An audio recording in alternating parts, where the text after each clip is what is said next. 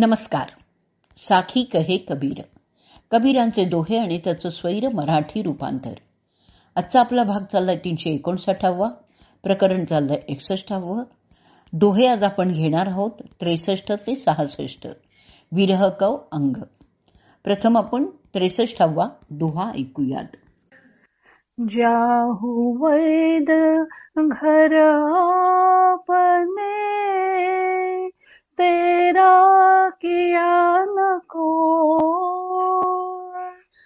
जिन या बेद निरमयी, भला करेगा सो. जाहू वैद घर आपने, तेरा किया न कोई, जिन या बेद निरमयी, भला करेगा सो. अर्थ ऐकूयात. विरहीने वैद्याला सांगितलं की वैद्यजी, आपण आपल्या घरी जा. आपण औषधोपचार करून काहीही होणार नाही. ज्याने ही विरह वेदना बनवलेली आहे तोच तिला बरं करू शकेल. म्हणजे ज्याच्यामुळे ही विरहपीडा झालेली आहे त्याच्या भेटीनंतरच ती दूर होईल. मोठा आजार झाला की मनुष्य डॉक्टरांच्याकडे जातो आणि जेव्हा रोग असाध्य आहे हे कळून येतं तेव्हा सर्व औषधोपचार थांबवतो. तसंच कबीर कल्पना करतात की विरही सुद्धा वैद्याला जणू घरी जाण्यासच सांगतोय. कारण ह्या विरह व्यथेवर वैद्याकडे उपाययोजनाच नाहीये. तो रामाची भेट काही घडवून आणू शकत नाही आणि राम भेटला तरच ही विरह व्यथा दूर होणार आहे. तर आपण आता ऐकूयात या दोह्यावरची मराठी साखी. जा वैद्या तू घरी आपुल्या, औषध यावरी नाही, विरह वेदना दिली जया दे, तोच दूर करी पाही. जा वैद्या तू घरी आपुल्या, औषध यावरी नाही, विरह वेदना दिली जया दे, तोच दूर करी पाही. पुढचा 64वा दोहा ऐकूयात. अंदेसो नहीं भाग सो, संदेशो कहीं आए, कै हरि आया भाग सो, कै हरि पास गवाए. अंदेसो नहीं भाग सो, संदेशो कहीं आए, कै हरि आया भाग सो, कै हरि पास गवाए. अर्थ, केवळ संदेश पाठवून किंवा सांत्वन करून प्रियकराच्या मिलनाची ओढ किंवा चिंता दूर होणार नाहीये. त्यांनी स्वतः येऊन भेटलं पाहिजे किंवा आपण स्वतः त्याच्याजवळ गेलं पाहिजे तरच मिलन शक्य आहे. अन्य कोणताही उपाय नाही. विरह व्यथेवर उपाय एकच आहे आणि तो म्हणजे आपल्या प्रेमास्पदाची भेट. प्रियकरांनी केवळ मी येत आहे असा निरोप पाठवूनही भागणार नाही. त्यामुळे मिलनाची ओढ कमी काहीही होणार नाहीये. प्रियकर येत नसेल तर विरहिणीने तरी त्याच्या जवळ गेलंच पाहिजे. बाकी कोणतेही उपाय व्यर्थच आहेत. आता ऐकूयात या दोह्यावरची मराठी साखी.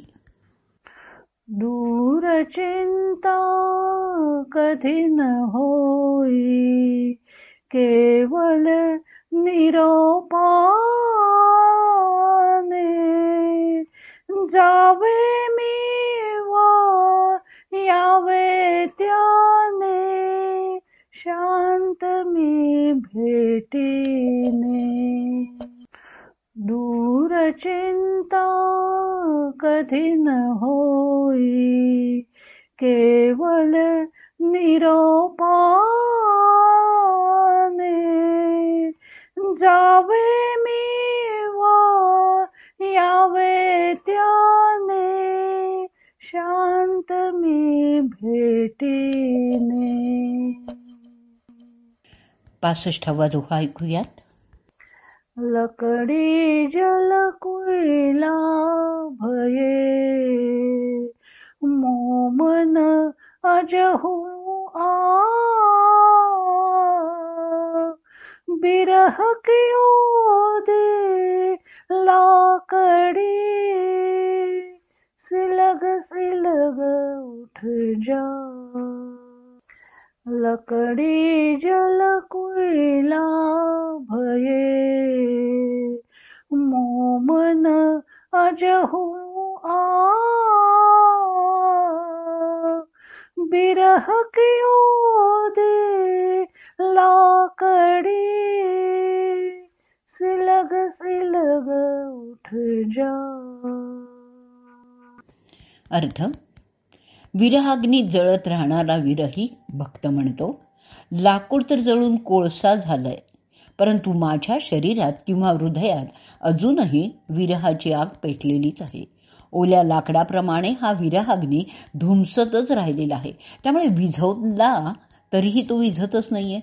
लाकूड जळून एकदा का त्याची राख झाली की ज्वलन क्रिया संपली, पण विरहिणीची ज्वलन क्रिया संपतच नाही.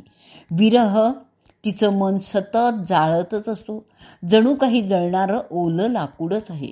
ओलं लाकूड एकदम पेटून जात नाही, तर ते धुमसत धुमसतच राहतं. तसेच आपल्या प्रेमास्पदाच्या चिंतनामध्ये विरहिणीचं मन आर्द्र बनलेलं आहे, त्यामुळे विरहाग्नी धुमसत राहिलेला आहे. आता तो कशानेही शांत होत नाहीये. आता ऐकूयात आपण ह्या दोह्यावरची मराठी साखी.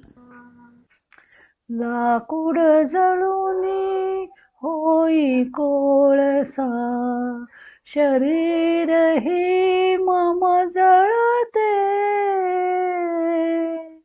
विरहाचे ते लाकूड ओले, शरीरी धुमसे ते. लाकूड जळूनी होई कोळसा, शरीर ही मम जळते. विरहाचे ते लाकूड ओले, शरीरी धुमसे ते. पुढचा दोहा 66वा ऐकूयात. निशिदिनी दाझे बिरहने, अंतर गति केला. दास कबीरा क्यों बुझे, सतगुरु गले लगा. निशिदिनी दाझे बिरहने, अंतर गति केला. दास कबीरा क्यों बुझे, सतगुरु गले लगा. दाझे या शब्दाचा अर्थ आहे जळतं. दोह्याचा अर्थ ऐकूयात. आंतरिक विरहामुळे विरहिणी रात्रंदिवस जळत आहे. कबीर म्हणतात की सद्गुरूंनीच लावलेला हा विरहाग्नी कसा शांत होईल. सद्गुरूंनी शब्दबाण फेकला आणि हृदय आहत केलं. शिष्यांमध्ये रामभेटीची इच्छा जागवली. आता ही इच्छा जोपर्यंत पूर्ण होत नाही तोपर्यंत हे हृदय विरहाग्नीने जळतच राहणार आहे. आता आपण ऐकूयात या दोह्यावरची मराठी साखी आणि या साखीबरोबरच आजचा भाग आपण इथे संपवणार आहोत. सतगुरूंनी जवळ पेटविला, विरहाग्नी भडके तो, शांत न होई आता मजसी, रात्रंदिन जाळीतो. सतगुरुनी जवळ पेटविला, विरहाग्नी भडके तो, शांत न होई आता मजसी, रात्रंदिन जाळीतो.